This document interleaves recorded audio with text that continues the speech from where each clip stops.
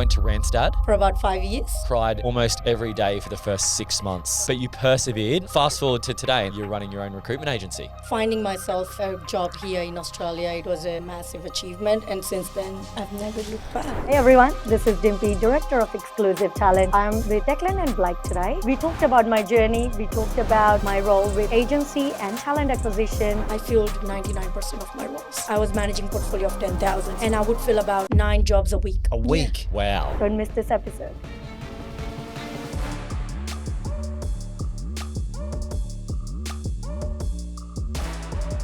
All right, welcome back to another episode of Confessions of a Recruiter. We're joined by none other than Dimpy from Exclusive Talent. Thanks for joining us today, Dimpy. Thank you guys for having me here.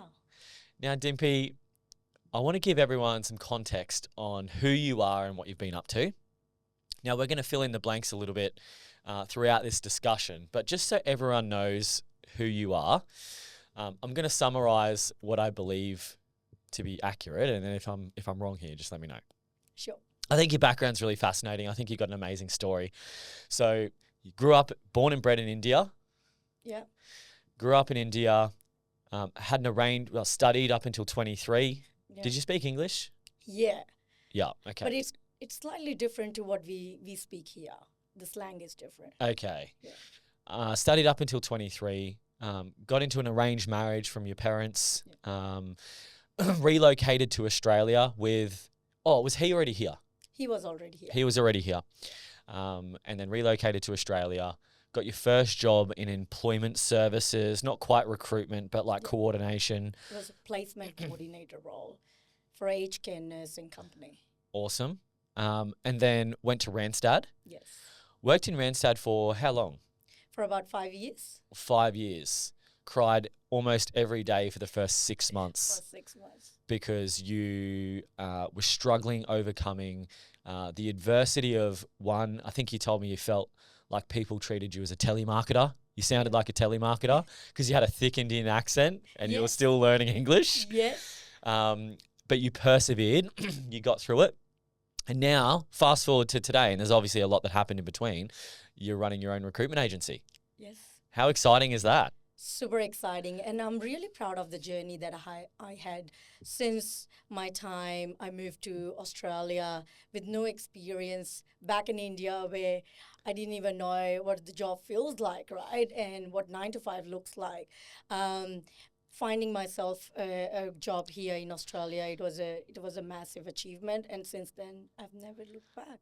That's so good. So, what is Exclusive Talent?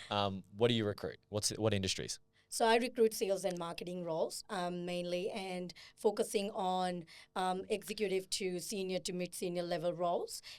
We work with all the industries. We have extensively worked with healthcare industry, FMCG, manufacturing, construction. That's where our candidates from. Nice. Yeah. Do you do perm, temp? Mainly focusing on perm, but we do have temp that we place with certain roles. Mainly with sales, it's more focused on permanent side, where you work on some perm roles where they see their journey with that company. Not so much temp. Yeah. Okay. What about location? So you're in Greater Western Sydney. Yeah. Do you recruit just in Greater Western Sydney? Is it Australia? Is it just New South Wales? Like, what are the geographies that you recruit in? My experience has always been recruiting Australia-wide. Even when I was in talent acquisition when at Randstad, I've always recruited Australia-wide. So my focus here in my business is Australia-wide as well. I've placed candidates where, it's very remote, regional areas, Queensland, in Toowoomba, Perth, so everywhere in Australia. Awesome. Okay, so you're and recruiting... also New Zealand. Sorry. In New Zealand? Yes, a recent one. We have made some placements in New Zealand. Really? In Is Auckland. that sales in healthcare? It was a sales director role. Nice. Yeah. So how did you land in sales and marketing, like recruiting for that? Is that what you were doing at Randstad? No. So when I started at Randstad, it was mainly business support roles that I recruited for 5 years, led a team over there. And again, it was same business support roles that I mainly specialized in. Clients, pretty much I was working in all industries, so manufacturing to FMCG, everything that you can think of in that space. But since I worked in talent acquisition role where I mainly helped the sales manager and CEO to recruit for their own teams, and we created teams from scratch during COVID times, and that was massive. So we recruited from regional sales manager to sales managers and their team, BDMs, MLOs under them. So pretty much, crafting the whole structure from scratch. That's where my interest grew in sales and marketing, and I've been recruiting sales and marketing for over 5 years now. That's interesting because I have to admit, Yeah. there is a stigma with talent acquisition that, don't shoot the messenger, but they're failed agency recruiters. That's like a kind of like a general funny throwaway line that agency recruiters say. They go, they're in TA because they couldn't hack me in agency recruitment. I'll never go back to agency, right? Yeah. So how did you make that transition? So you were in Rand. So just to kind of give some more context here. So you were at Randstad for 5 years. Yeah. Then you went internal TA for a couple of years. Yes. And then something inside of you said, I want to get back to agency recruitment. But rather than getting back to agency recruitment for someone else, I'm just going to start my own agency. Yeah. Is that right? Yeah. So I can explain what happened there. So when I started my journey with Randstad, it was quite interesting. I just fell into it. So I was a candidate. So when I was doing my placement coordinator role for this firm, and that was my initial couple of years in Australia, the company went bust after a couple of years, and I had no job pretty much next day. And I was like, what I want to do? So I started temping for a recruitment team, talent acquisition team through Randstad. I was their candidate. And I've been doing that role for a few months. Then something hit me that I can do more. And I've been asking for more work, but they're like, oh, you're good, keep doing what you're doing. And I was like, no, I need more challenge. So I called the agency up and I said, I can do your candidate sourcing. I'm not sure about the consultant role because I might not be good at sales, but I can do your candidate sourcing. Do you have vacancy? And they're like, yeah, we are doing group interviews. Just, you can come on this day and let's take it from there. So I'm in a room full of, there are 24 people in the room. And I was like, I said, no chance. There are 24 people I'm competing against, and I have only a couple of years of experience, which is not even related to what I'm going for. So I was like, what did they make you do in the group interview? oh, everything. So you have to debate, you have to introduce yourself, then there is a topic that they will give you where you have to present something, then role plays where they act as a client and you have to, talk as a consultant. So there were a few rounds, right? I went through like 7 to 8 rounds of interview.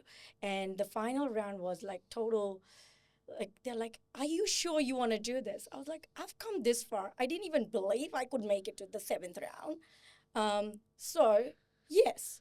And they're like, how would you handle, like, people might give you, say something about you and the remarks, and how would you take it? Because you are an immigrant. You might feel that people might treat you differently. And I was warned from the start. And I was like, how are you thinking I've survived past 2 years. I've been doing great and I can handle that conversation. So I fell into it. I accepted the role. So they didn't offer me the candidate manager role. They offered me 2 roles. They offered me a candidate manager as well as consultant. They're like, which one would you like to go for? And I really liked the manager for the consultant role. So I chose my manager. I was like, you know what? I'll go for the consultant role. And she's like, I'll teach you everything. And I was like, okay, got it.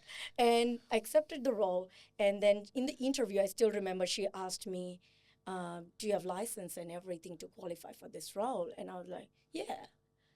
But at that time, I didn't even know how to drive. I had a license. Oh, you had a license, but you couldn't drive. Yeah. In India. It's at that time, not now. Like, I think it's very different now. But at that time, you can get a license, but you don't need to know how to drive.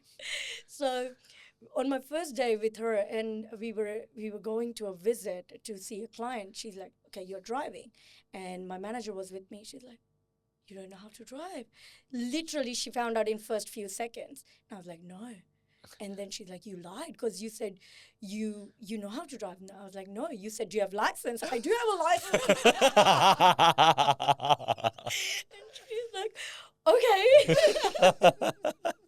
That's so good. That is a perfect example of quality of question, quality of answer. Exactly, right? Yeah. I was right. I didn't lie. And then, but at the same time, I was practicing since the day I found out that, I got this job. I practiced, every night. I'll go for, I did a crash course and this and that, everything to help me to learn how to drive.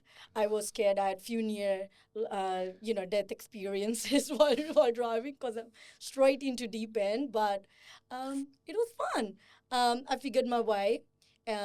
Few months was hard at Randstad because it was hard to be a consultant doing a sales role where I had no confidence. I think So that's where I struggled. talk to us about that. So what is it like having English as your second language, trying to get into sales and trying to work out not only having to learn the industry that you're recruiting in, learn recruitment, learn English, and then overcome objections to be able to not come across as you put it, sounding like a telemarketer. Yeah. And then people will just hang up on you and walk us through like the first couple of months getting into recruitment as an immigrant and trying to overcome those obstacles. 100%.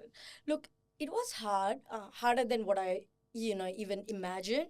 Because when I got the job, I was just overjoyed that I got a full-time permanent role as a consultant. I didn't think anything through. But I knew at that point what I was getting into. I need to do sales. I need to build relationship. But at that point, I didn't know how to. That was the big part. But the only thing I had in mind that I'll figure out how I want to do it, how I will do it, and how I will survive. So the minute I said I can drive, I didn't know how to drive. I learned how to drive, right? So same with anything. Any job that I'll go to in Australia, I have to learn how to do it anyway because I come with no experience from India. So I think it was just the mindset. Few months were tough. I was getting rejection because I was trying to follow people what they were doing. I was trying to follow other consultants, how they were doing it. I was reading scripts sometimes. I would just try to say things the way they were saying it. And What do you mean by that? It's just, some people have different personality and you try to copy them and then it comes across so fake. Yeah. For me, they were very authentic to what they were doing and saying, but for me, I was just putting up a face. I was just being someone that I'm not. So I think that was very hard. And I had my own insecurities in that sense that maybe I'm not confident. I don't have that self-esteem, that I can do it. So I think I was doubting myself every second. I'll make a phone call. So that's why I was getting rejected. It's not because of people were treating me differently. They still do, but I know now how to handle those conversations. At that point, I was not trained enough or not experienced enough to handle those conversations. And a lot was going in my mind too. So that was maybe the reflection of What was going through your mind? Like, what were your thoughts? it was just the confidence piece. I think that changes everything for you because in your mind, you constantly think you're different. You sound different. People hate you. Like, when the minute you pick up the call, you're like, he's going to hang up on me. He's going to say, I don't want, And then you're filling out your own fallacy it's just because your you feel like, Yeah. It's just in your brain. Okay, so let's say we've got a recruiter listening right now Mm. and they are Dimpy 6-7 years ago. Yeah. And they're getting into recruitment, they're wanting to get into recruitment, and they are resonating with you right now. How do you, what could you tell them to help them overcome these challenges? You said just before that now you know what to expect, you can overcome it and it's far easier for you. So what do you do? What are you doing to overcome it? Is it a mindset thing? I did. Mindset was a big part, but recognizing that you are your own enemy, not someone else or not people around you. I think that you need to recognize that. Trying to play a victim that, people treat me differently, that's why I can't do this job. I think that's not the case. Most of the time it's you thinking you have your own insecurities because it's different. It's a different environment, different experience, different language. Definitely you're going to have that, self-doubt, but just how to be focused and be aware of what's going on in your head. And I think secondly was consistency. Every day I gave up at Randstad, like for first 6 months. When I passed my probation, I couldn't even believe I passed my probation. Did you make any placements in probation? I did, but very few. But I couldn't meet my KPIs for first 6 months. But my manager could see how hard I was trying. I was there first one in, like I'm closing the office at night at around 9 o'clock. So I'm there day and night to make sure that I don't, I get this right. But it was hard because I was still trying to figure out how to make a phone call. I still remember I was shaking when I made my first phone call because I was like, this is not me. I don't know. So I think it's just the consistency. I think that played a big role. I did same thing every day, but improved on what I did. I want to do differently next day. So consistency was there. Even though I made 10 calls, I get no meetings or nothing. I still go in next day and do 10 calls, regardless. I was like, reject me. Yeah. Then I was so thick-skinned. I was like, reject me. That's fine. What else could happen? But what I think I found myself during that sort of process is I was trying to copy people the way they do things, but I was not trying to figure out what would work for me because I'm different. And when did you figure that out? Yeah. I think it was a journey. I won't say one day just like, let's do this. But no, I think it was a journey. From the day one, I was constantly looking back and seeing what I can do differently, what I can improve on, but meeting with new clients and I found out after meeting with few clients, my product was my candidate. And that was always the case. So why am I so insecure about myself? Like, definitely they're working with me, but my products are my candidate. So I started putting my candidate in my front of my conversation, and instantly the trust was there from the client side. The confidence was there because I know my product, I know my candidate. I could talk about them all day and with all the details that you need. So that was my strength, and I didn't recognize it. I was trying to be, hey, how's your day? What's your son doing? What's your daughter doing? And what's the footy game was about. I'm not that person, and I struggled. So after they responded to what I asked, I was like, what next to ask? I will get so uncomfortable. I was like, so what you did on the weekend? And they will come back to me with an answer, and I was like, I don't know what else to ask them anymore because I'm not that person. So after that, I think my conversation went so smooth with all my clients because my topic was my candidate all the time. And we naturally grew that relationship, the trust, and that's what I've been doing since then. So reverse marketing, getting candidates in front of clients as quick as possible. Exactly. Yep. And knowing your brief, not afraid to ask question. I act like, I don't know if I can say this word, but like dumb when I'm taking a brief. Because if I'm going with an assumption that I know what exactly you're doing, I don't know what you're doing. Because I'm going there with an assumption that this is what this manager wants, and I'm going to present a candidate that what I think is best. And that's not the right way of recruiting. There is a reason why we are called recruiters.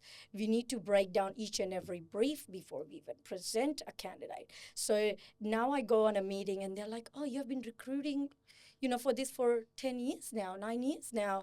And I was like, that's fine. Every company is different. Every role is different. Tell me from the scratch, what are they doing in this role? I can't just expect a territory manager is doing exactly the same role what I placed, just a 10-day ago. No. What's your briefing process to walk us through how simple and dumb you make it for yourself and the client? I think it's pretty simple. Just having a conversation. In my early days, I still remember I used to go with a pen and paper and some questions to ask and just tick all the questions that I've asked, all the questions. I come back and I still don't know whether I know the brief. Now, I was like, no, I'm not going with set of questions that I want to ask.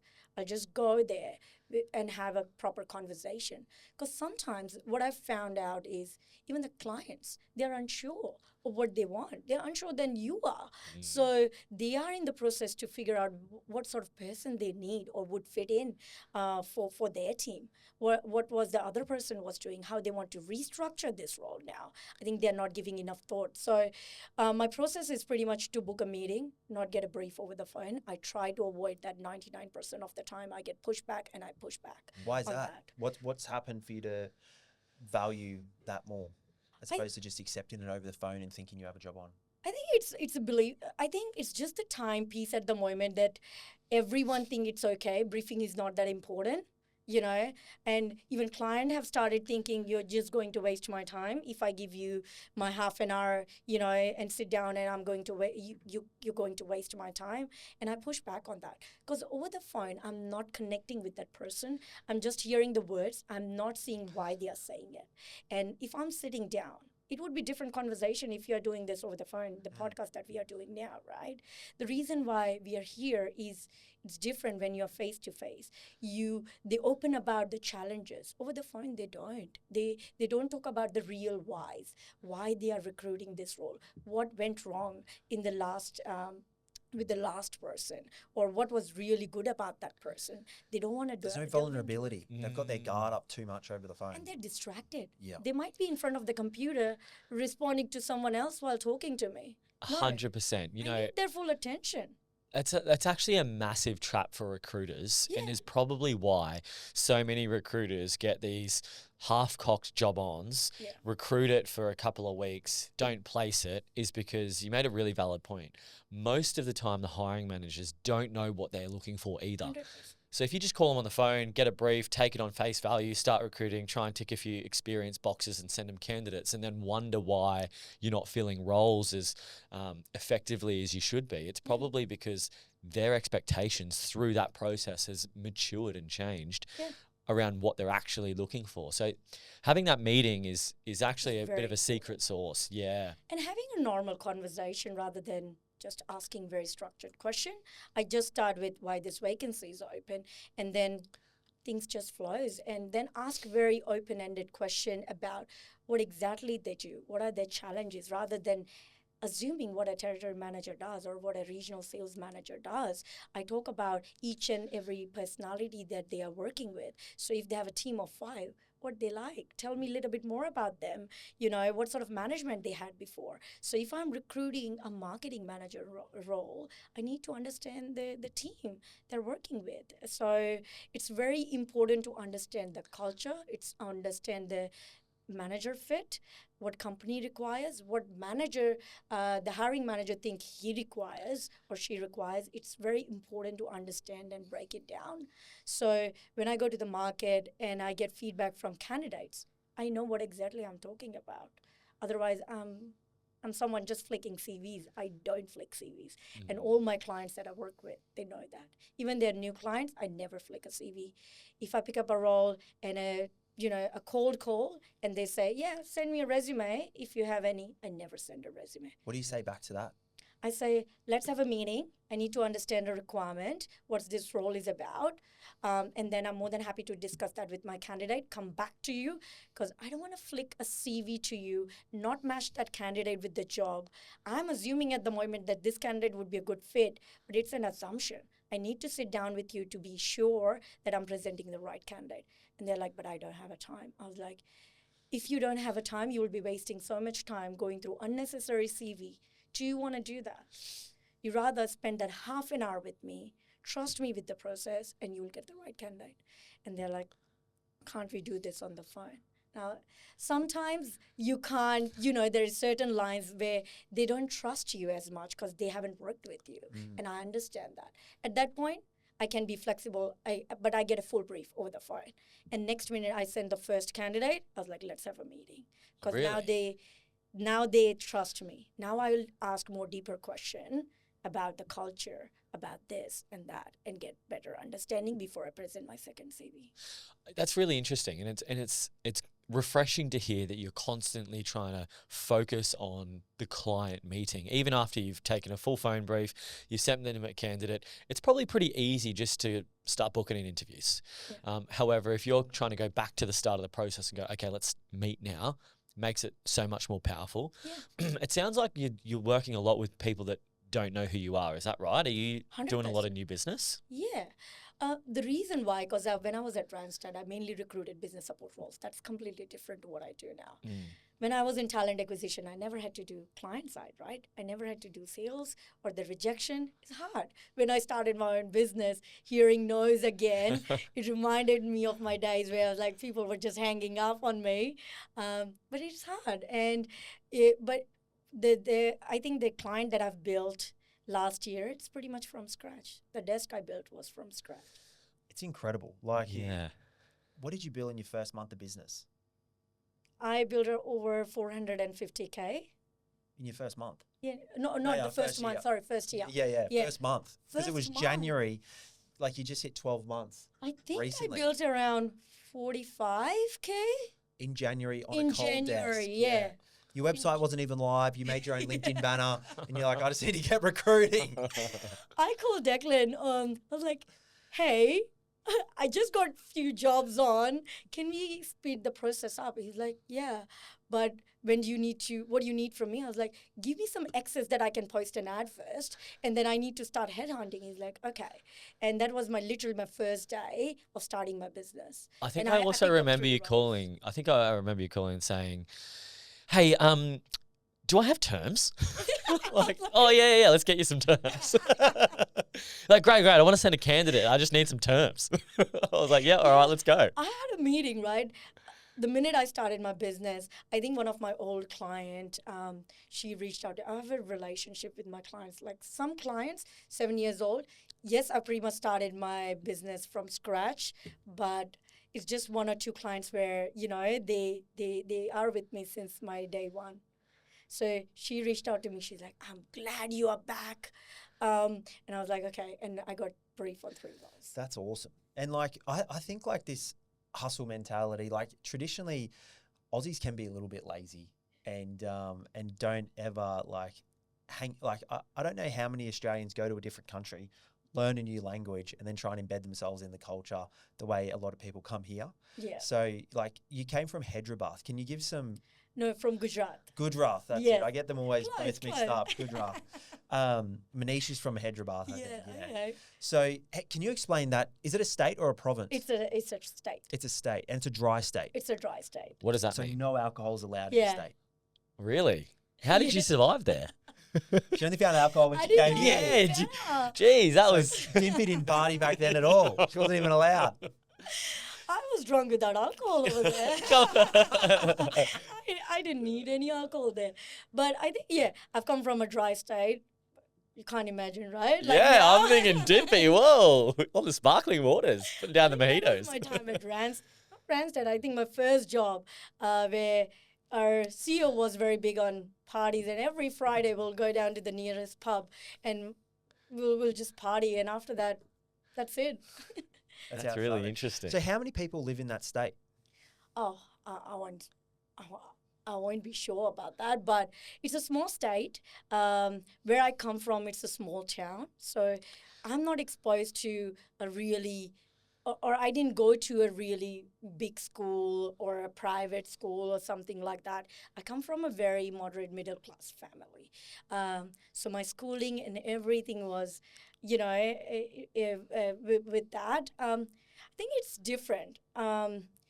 It's just the way I have grown up, and I don't think so. Aussies, they don't take chances. I think they do. There's so many people they do. They go to Europe and do different things, and I wish I would have done that more when I was in my, my early days in my college, but we were not allowed to. So where I come from, it's very conservative background, where girls are not allowed to do this or work after they get married. At that time, things have changed recently, but at that time, it was like, okay, if you get married, you're a housewife. And that was, very clear for me if I'm going out of the country. And that was never a plan that I'll go out of the country. It just happened. How? because as my parents were, were setting me up to see different guys, like dates and all that for arranged marriage, right? We do interviews, a lot of interviews, quick interviews. And I met my husband, and we literally had the really good connection. It was just just a friendship. And I told him honestly, I was like, look, I don't know how to cook. I'm not your normal, housewife sort of girl. This is not what I want.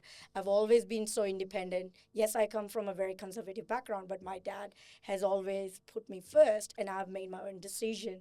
So I'm I'm very progressive like that. So if your ego can handle that, we can talk further. I think I scared few people off by saying that.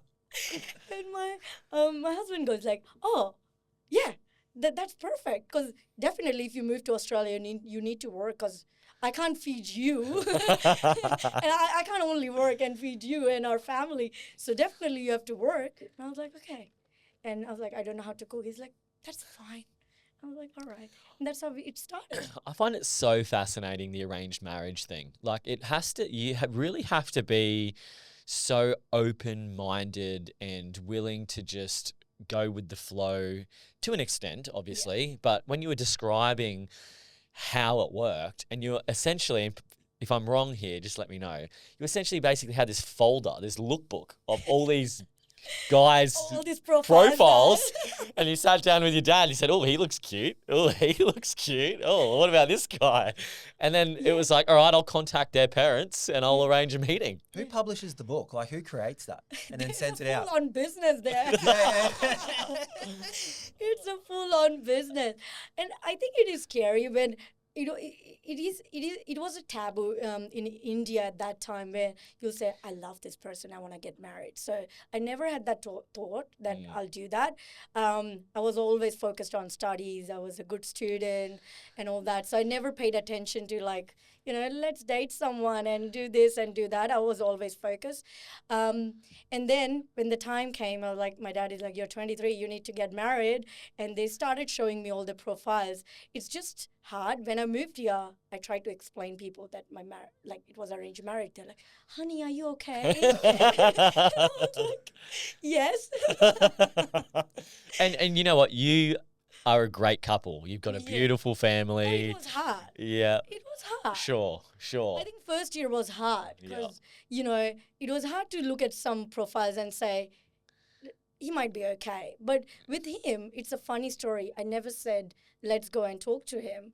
I was talking about another guy on that page, and I told my dad, I was like, ugh. No, my dad was showing me actually the other guy. And I said, look, the other guy looks better than him. And I closed the book and I went away. And then next minute, my dad contacted my husband. And he's like, okay, because I made a remark. His dad, though. His dad. Yeah. His dad. And they started the conversation. And that's happened. And we had our first meeting. We spoke for, I think, few days. And I was the first one. I was like, look, you handled pretty much what I said, and it was not shocking to you, whatever I said. I was very open, honest, upfront. This is who I am. This is what I want for my life. I was very clear, very goal-oriented. So I knew what I wanted to do, but I didn't know how to. So I told him clearly, and he said, yeah, you can do whatever you want. And that was enough for me to say yes to him. Yeah, that's done a that lot. freedom. Yeah. Both of you together have done a lot since you've been here. I think it's so important. Like as a couple, you need to have that freedom, like that support. So if I have to come to Brisbane tomorrow, my son is taken care of. Like I don't have to worry about my son because he will be with my husband and he don't know how to do it. We both have equal part in our lives. So, yeah. When you got into recruitment and you were going through the challenges of overcoming adversity, objection, learning recruitment, all this kind of thing, how did that affect your relationship? Did it affect your relationship? Yes and no. So I think at the start, but he backed me every time. So I was working 24/7 in that sense. I was the first one to go to the office, close the office at 9 o'clock. Even when I felt pregnant after 5 years at Randstad, I was the last one to close the office because my work ethic never changed. It was the ringmaster in my head who was like, do more, you can do more, you can do this. So I was always working, and that was never an objection from his end. But every time we have our time where we are going out for dinners and we are doing things for ourselves, I'll switch myself off. But still on holidays, I'm getting calls, I'm working, and he's like, okay, he will take our little one to the pool and he will do things, and then it just makes it easy. He still comes home and I have no dinner. I'm sad. I'm stressing about the placement that I've made or I'm going to make, and I have no energy. And he still doesn't ask me what's for dinner. Because he comes home 10 o'clock at night, and then I don't know what we're doing for dinner. Yeah. And I never get questioned like, why didn't you do it? Because you were home. So he backs you no matter Yes. what you're doing. That's I amazing. think that's the big part, that Yeah. I get to do what I do. Yeah. I don't have to worry about anything else. Yeah. And so what about that mentality starting your business? Because it's one thing having a salaried role, you're overcoming adversity. It sounds like it didn't put any strain on your relationship, and it does for many people. If they're not their best self at work and they're stressed out at work, generally they bring it home, and it's a little bit of a chaotic time at home. But then if you amplify that again and go, all right, now I'm going to start my own business. I don't have a salary anymore. I haven't been in agency recruitment for a few years.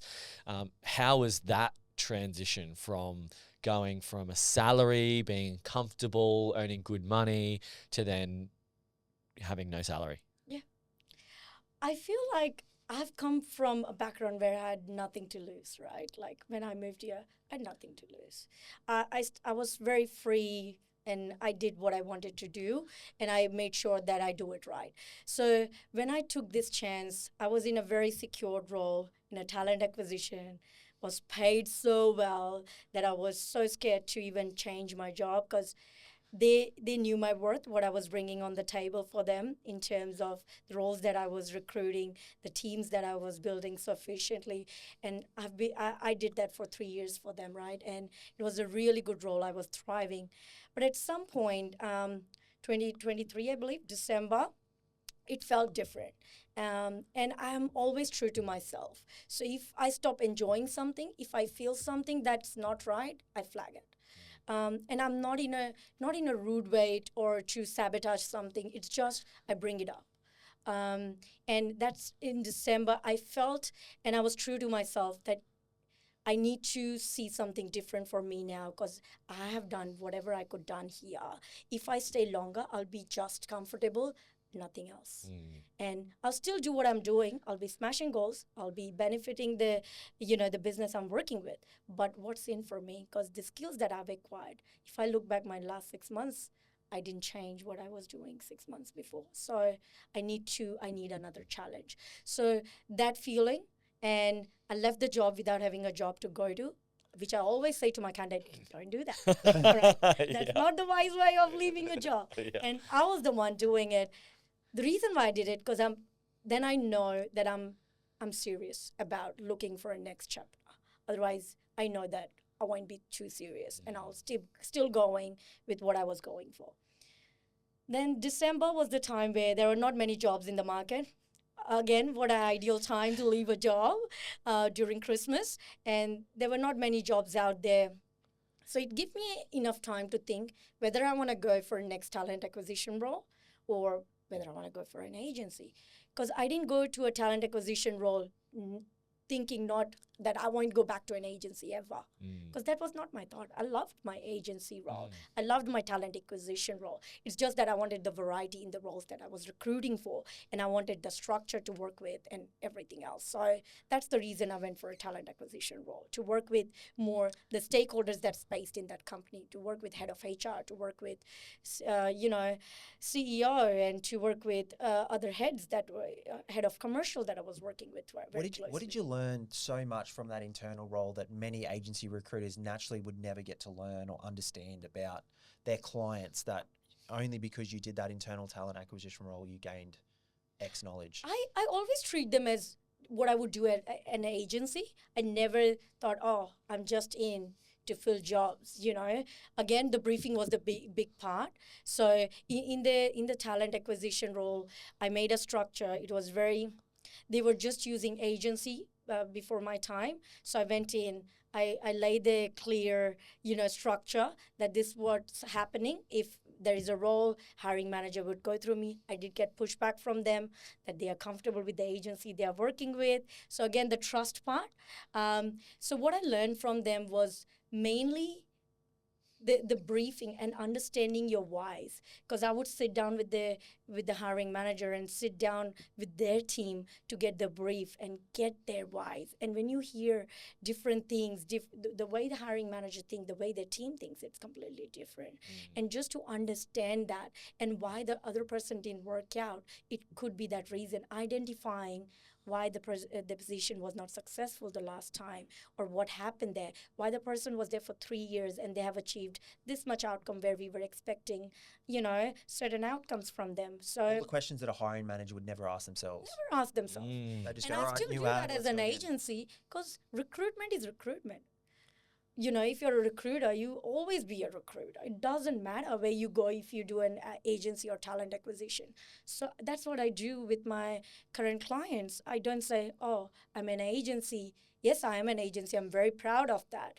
But I'm your partner. You need to partner with me. You need to tell me exactly what has gone wrong, what we can do better. And I ask for feedback. I'm not afraid if my client says, look, you would have called me less, you called me every day, or you called me, this many times. Then I know to set the expectation for the next time. Getting that feedback, having that conversation, and telling them that you are the partner, not an agency. So I'm not going to send you a CV. You need to sit with them, and I'm giving my time. You're giving me your time, and we are partnering with this, and we're going to find the right candidate for you. I think it's the process, because they're going through hell a lot, with their team, with whatever their delivery they need to do with their certain roles. It's tough. Yep. And recruitment could fall into their backseat and say, I can do that tomorrow. And what's your vision for your agency now? Because you've built up a decent property portfolio along your way. Like, you came here with literally nothing, didn't have a job, didn't have the first English speaking language, and you've built that up. And then you've also bought multiple properties along the way. Your husband also has his own business as well. Like, there's a lot going on. Yes, a lot going on. We have busy lives. But we love that. I think that's what we created for ourselves. And for my business, I didn't know when I was starting this business, I just started with a leap of faith that I'll do it. Once a recruiter, always a recruiter. That's what I thought. If I can do it for someone else, I can do it for myself. This year plans are to grow a team and work within different sector. So that's the plan, and I'm closely working on that at the moment. It's exciting. It's super exciting. Scary and exciting at the same time, because when you're trying something new and different, always scares you. Because you managed 7 recruiters when you were at Randstad. About 7. What was that like? Were you having one-on-one catch-ups? Yeah. It was very interesting, because at that time I was a senior consultant, got promoted, and then my colleagues were like, they had to report to me next day, and it was hard. And they're like, dude, you moved from India 4 years ago, and now I have to report to you. It was funny. I did get pushbacks from certain consultants, because they were billing higher, slightly higher than what I was doing as well. So they're like, why am I reporting to you? So I did get pushback over there. It was not that easy that I managed a team of 7, but it was very interesting, a really good learning curve. We had regular one-on-one, again, setting expectation, understanding different personalities. Not every people receive the feedback the way other people would receive, right? Everyone is so different. My team was very young, so I had to be very sensitive in terms of, and that's not my personality, to be sensitive. So I had to train myself to be more empathetic, sensitive to what they feel and how they feel. For me, even something happens to me, I was like, I still show up at work. Doesn't matter. I'm sick, I'm doing whatever, I show up at work. Like, I go to hospital and I'm at work. Not with a contagious disease, but, but I'm at work. That's what my work ethic. But it's just understanding everyone operates differently, and they have different why they are here. I was there to prove myself, to build relationship, and they are there. Some people are there to do their 9 to 5, and and they want to spend time with their family after 5 o'clock. So understanding what they're in for, what their long-term plan looks like, sketching that out for them, and training them from scratch with the meetings and client visits and everything.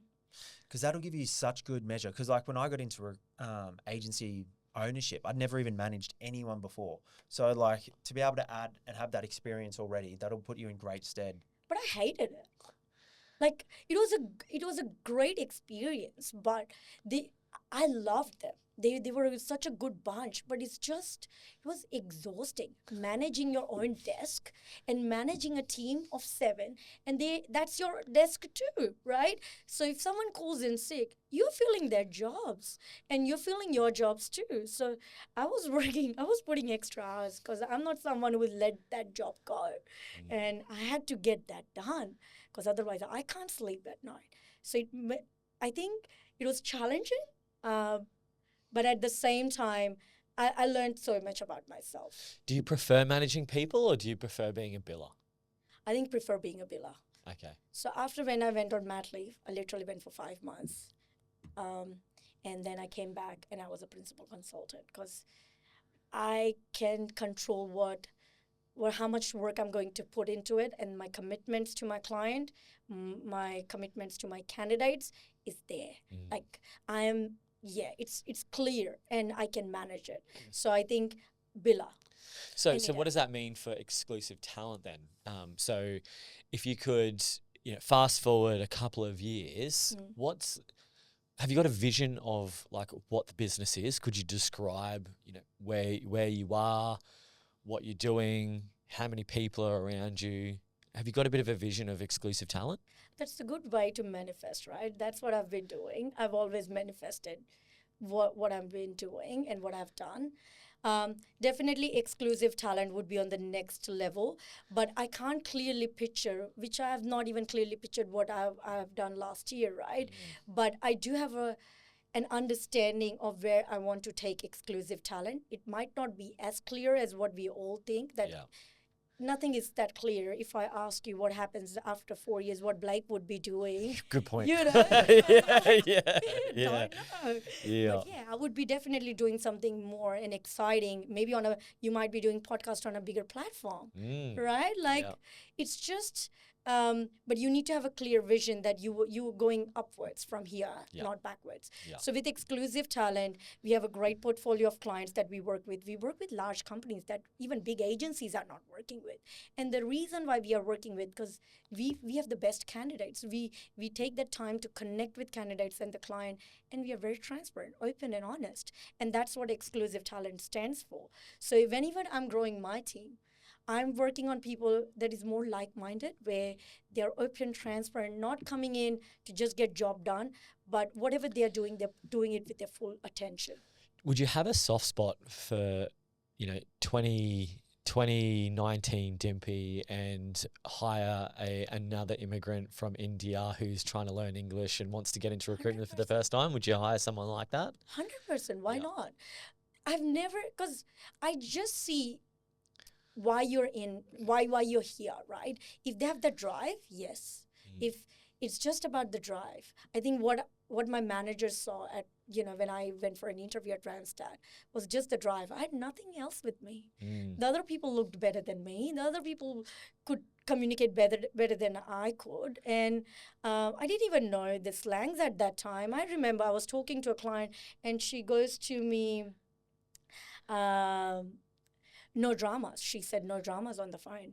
I was devastated whole day. I was so sad because I thought she told me that I'm doing dramas because I didn't even pick up the slang. I couldn't even understand what she was saying. You're doing drama. She's like, we don't want any more drama. Like, you have no idea, like, what, as an immigrant you go through. And if you survive through that, you're great. Yeah. So if someone like that, if they have, a couple years or 1 year under the belt, I just want to see what they have done for that 1 year. Just sat at home and complain that, world is not good enough for them, then sorry. Yeah. But if they have done something for them, they have pushed through, yes, of course. Yeah. I love that. Okay, cool. So growing the team this year is on the cards. Yes, Um, 100%. Yeah. And so you're working from home at the moment. Yes, working from home at the moment. How do you go with working from home? I love that. But for me, work life flexibility was never a part of what I wanted to do, right? That was not on my cards. That was never, the reason that I started my own business because I wanted to work from home and just manage my day. And I work 24/7. Yeah. So working from home works better for me because the minute I wake up, I have a schedule now. I hit a gym, I do yoga, I do a little bit of meditation, and then I'm straight to work. I'm not spending that 1 hour commute on a train where I'm losing the time on, Facebook or Instagram and not doing that. I'm listening to podcast when I'm at the gym. I'm using my time wisely. So even when I'm at home, I'm working. I have a dedicated office space, which I don't leave, until 6. And I'm there. I'm meeting my clients. I'm always on the go. I'm always at my client's office, catching up for a coffee, doing this and that. So my week is always out and about. But when I'm doing interviews, I'm at home. But I'm fully committed to what I do. I don't even take one split second for myself and just do, and just enjoy my time at home. How is that version of Dimpy different to the internal talent acquisition Dimpy 12 months ago? I think it's still same because your work ethics, you can't change it. Even if you ask me, the person that I was in my uni, I would say I was same. I would just do my best like every time. It's just doesn't change because you feel guilty at the end of the day if you don't do it. So even in the talent acquisition role, I filled like 99% of my roles, like just me. I was managing portfolio of 10,000. So I had a big responsibility in terms of the roles to fill. 10,000 employees. Yeah, that was the portfolio. And I would fill about 8 to 9 jobs a week. Wow. A week? Yeah, a week. Wow. That's crazy. That's a lot of agency fees you've saved it. Yeah. But I was very clear from the start that I'm not going to do admin. Because if I'm doing admin, then you're not using me properly. You need to use me properly for the money that I'm getting paid. All right? So get someone to do the admin and someone who is really good at and they can back me. And we had someone managing that and I would just do placements. I'm always on the phone, always interviewing, sitting in the interviews. I'll always at some point I was getting so busy that I couldn't even sit in interviews with the hiring manager. So it was that busy. So I had no time to and say, oh, let's pass this on to someone else because I'm in a talent acquisition role. I'm not on bonus or anything. I get set salary. Yeah. But it's just my work ethics and my drive to deliver. Because even if I can't fill one job, it would sit with me whole week, whole month, and it will kill me inside. So I have to.